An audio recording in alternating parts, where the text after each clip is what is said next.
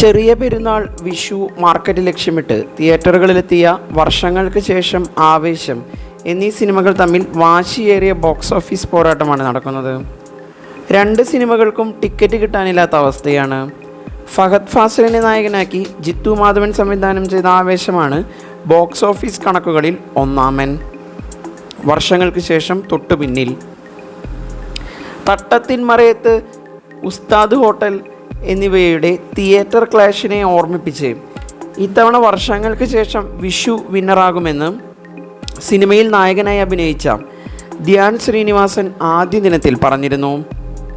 എന്നാൽ ആവേശം box office തൂക്കുന്ന കാഴ്ചയാണ് കഴിഞ്ഞ ദിവസങ്ങളിൽ കണ്ടത്.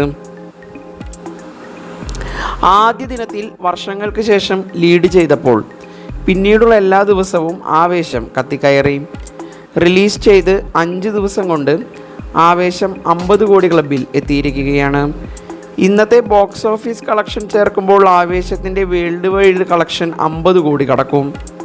4 ദിവസം കൊണ്ട് 42.5 കോടിയാണ് ആവേശം വേൾഡ് വൈഡായി കളക്ട് ചെയ്തതെന്ന് OTT പ്ലേ റിപ്പോർട്ട് ചെയ്യുന്നു. അതേസമയം വർഷങ്ങൾക്ക് ശേഷം റിലീസ് ചെയ്ത് 6ാം ദിനമായിരിക്കും 50 കോടി ക്ലബിൽ എത്തുക.